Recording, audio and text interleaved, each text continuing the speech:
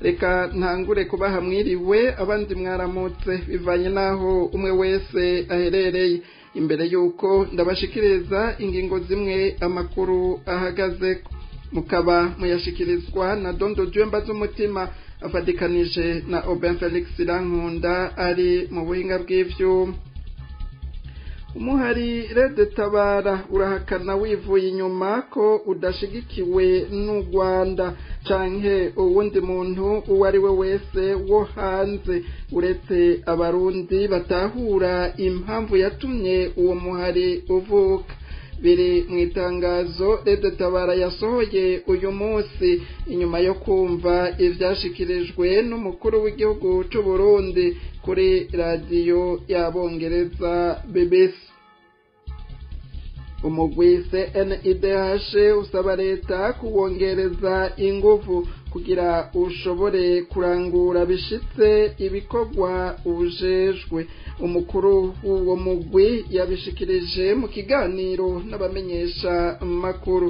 Abatari bake nabo babona ko uwo mugwi ari uwo gukingira ikibaba abari mu nzego za leta bahonyanga agateka kazinamuntu. Hari n'ayandi mu mpera zano makuru murakurikirana ikiganiro iganuke mukanya turababwira inkuru imwe mu buryo buramvuye kazi. Basubiye kubaramutsa mu kiganiro yahaye iradiyo y'Abongereza BBC Gahuza cashizwe ku mbuga hwaniro kuri uyu wa 25 Ntwarante 2025, Perezida Evariste Ndayishimiye yamenyesheje ko u Rwanda rutegura gutera Uburundi ruciye muri Kongo wihetse ku muhari Rede Tabara. Rede Tabara ivuga ko isubiriye kubeshuza yivuye inyuma kwidafashwe mu mugongo n'u Rwanda canke uwundi wari we wese wo hanze.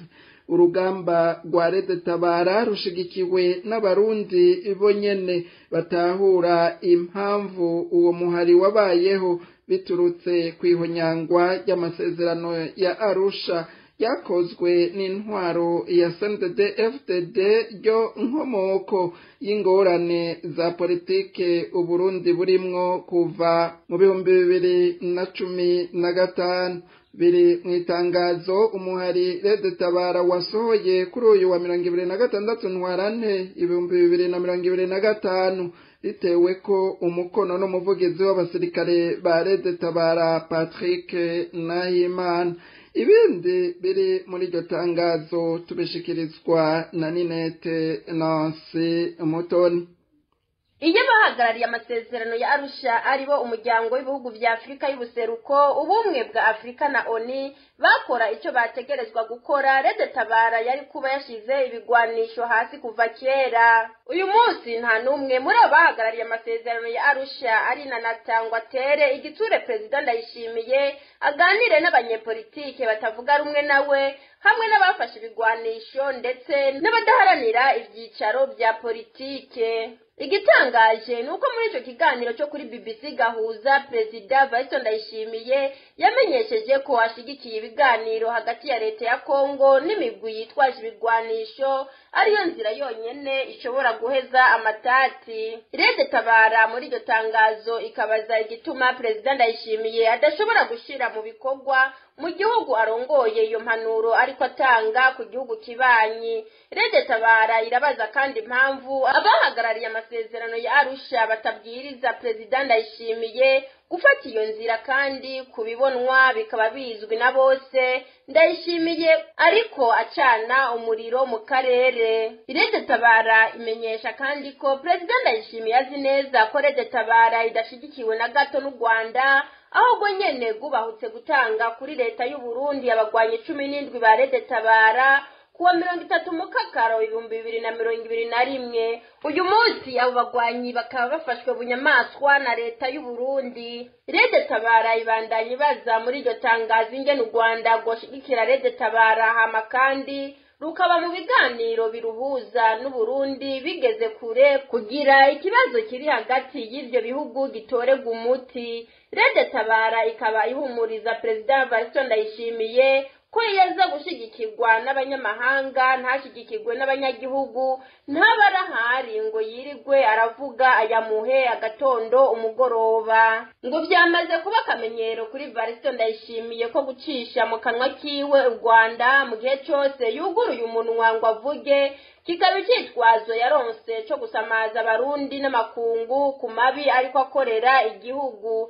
Rede Tabara iratumiriye umuntu wese avyifuza akurikirana ibiriko biba kwishikira hari ibirindiro vya Rede Tabara yironderere icyemezo cyangwa ikintu cyo kwerekana ko u Rwanda rwoba rufasha Rede Tabara. Rede Tabara iheraheza itangazo yipfuriza abarundi bose kudasamazwa n'uruyeri hamwe n'amajambo y'ububeshi ya Perezida Ndayishimiye, ariko baje hamwe basezerera intwaro ibateye imibabaro idashobora kwihanganirwa.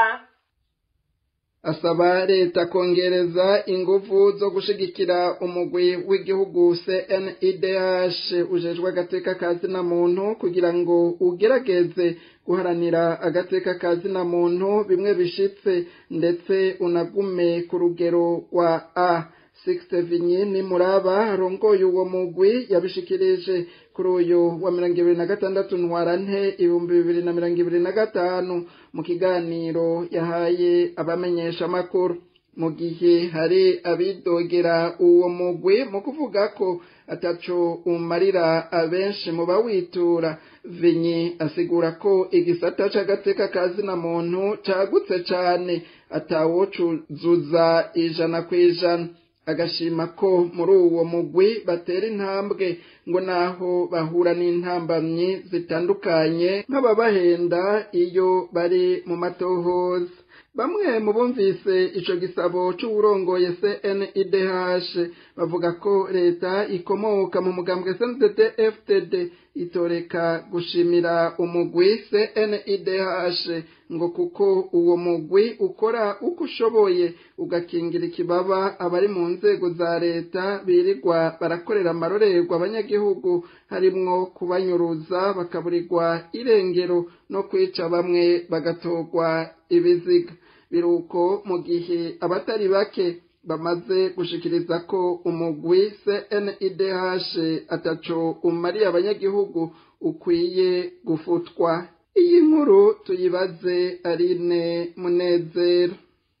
Ico kiganiro yahaye abamenyesha makuru cabaye mu ntumbero yo kumenyesha abarundi kinyuma yo gusubiza ubwigenge umugwi CNIDH ukubahiriza amasezerano y'ipari n'ubushobozi bwo gutohoza ivyerekeye ihonyangwa ry'agateka kazina muntu mu Burundi. Komite y'ishirahamwe mpuzamigwi y'ibihugu ijejwe agateka kazina muntu ishinzwe kuduza ku rugero A canke kumanuka ku rugero B yarayitangaje kuri wa 2025 Ntwarante ko CNIDH yagumijwe ku rugero A, ico bita stati A mu kinyamazuru. Muri ico kiganiro Nimuraba yashikirije ko ivyo babishitseko babifashijwe no kuba leta y'u Burundi igaragaza ubushake bwo kubahiriza agateka kazina muntu mu kubashigikira, harimwo kureka uwo mugwi ukinjira mu mabohero, gukurikirana uburenganzira bw'abapfungiwemwo. Yishura ku bibazo vy'amenyesha makuru, Nimuraba yashikirije ko igisata c'agateka kazina muntu kigoye kuzuza 100% kuko kiragutse kandi kirimwo intambamyi nyinshi. Nk'akarorero ngo kirimwo kugwanira uburenganzira bw'abanyagihugu,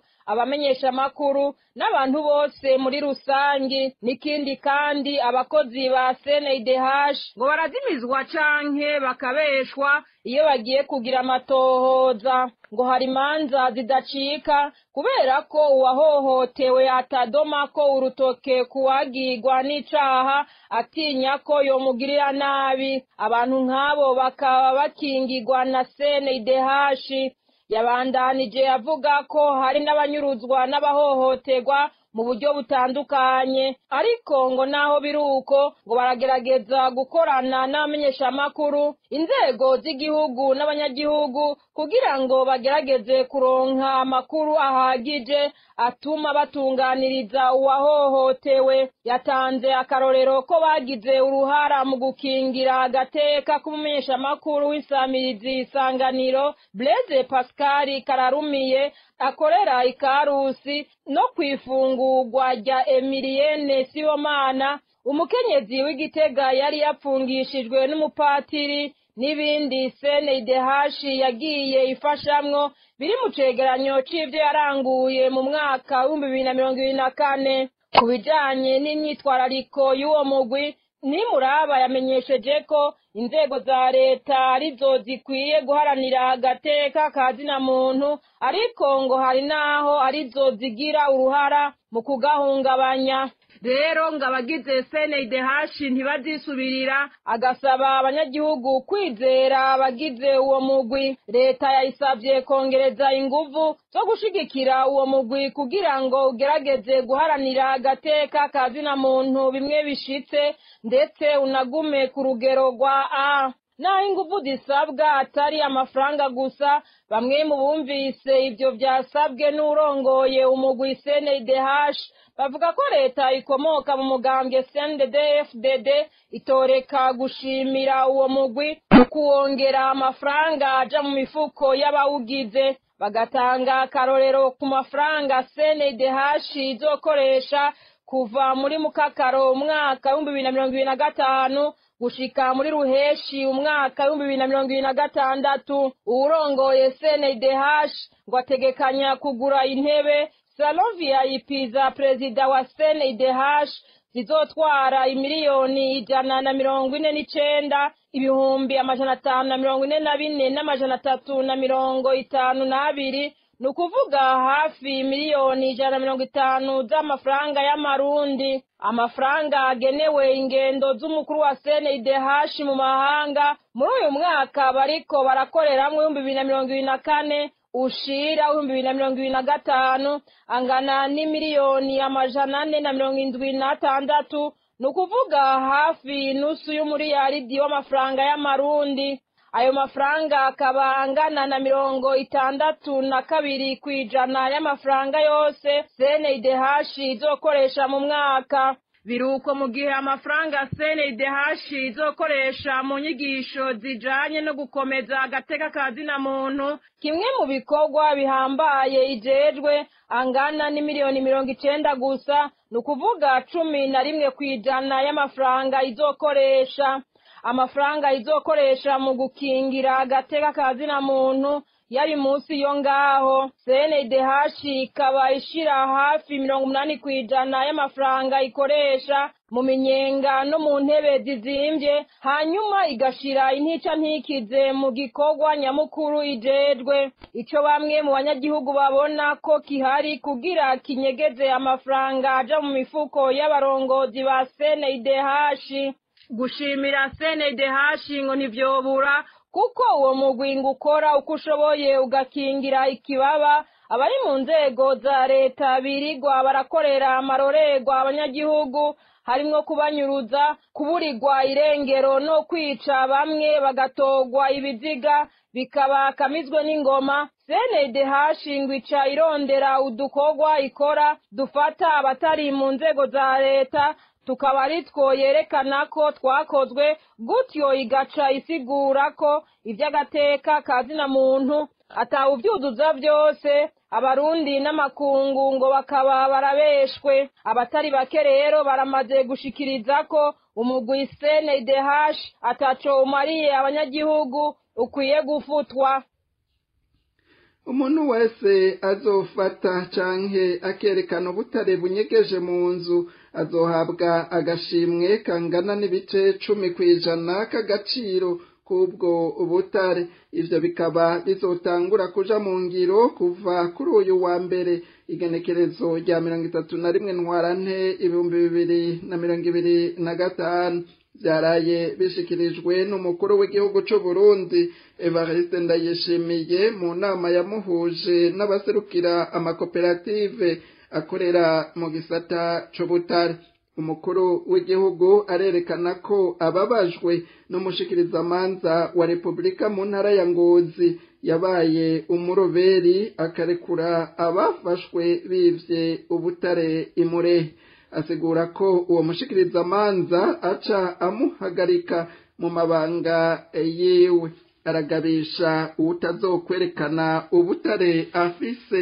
Leta imenye ubutare buhari, itegure uko bushogwa, hamenyekane amafaranga yinjira avuye mu butare kuva mu mwaka uza w'amafaranga wa 2025 ushira 2026, ariko nta gihano avuga azoronka. Iyo tubatera intege rero mwese akontribiwe kandi ndababwira icyo kintu amaze iminsi bakimbwira ko muri mwebwe hariho abafise ubutare mu mazu banyegeje muri mbere yaho mu bucisha gusa bwa mu bushore. Niba ndababwira rero ikintu kimwe, murumva ko tuja muri transparency.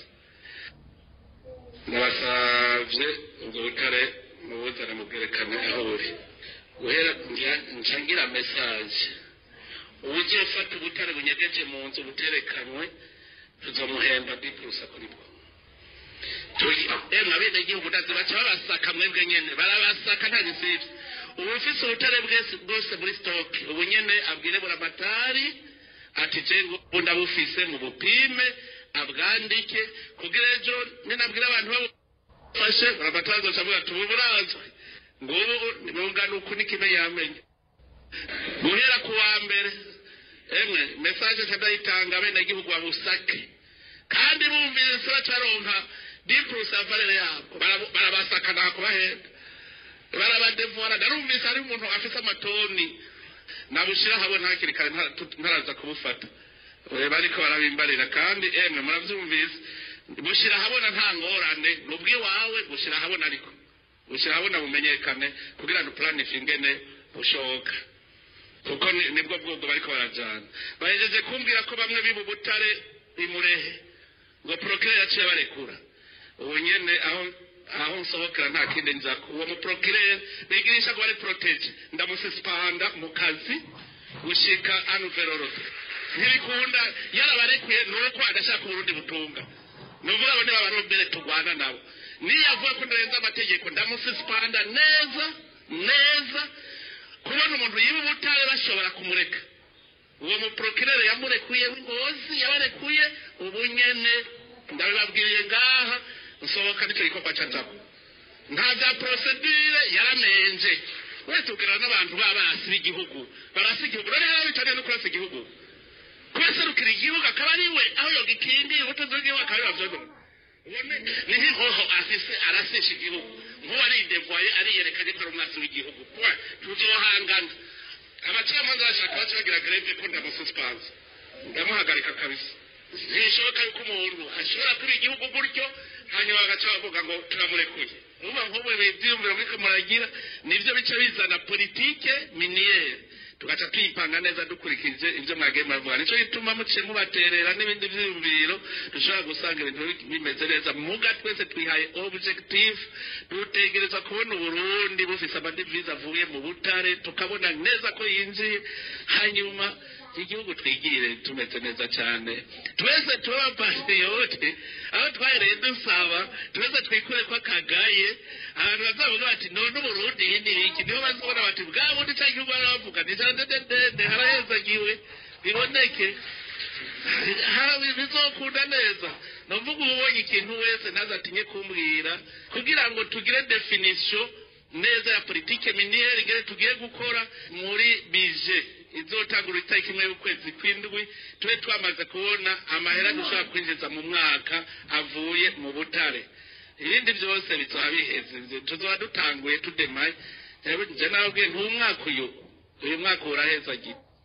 Bamwe n'abandi bavuga ko bamenyereye ugukankama k'umukuru w'igihugu ariko ngo hakabura iciza kivamwo mu myaka 5 igiye guhera ari ku butegetsi.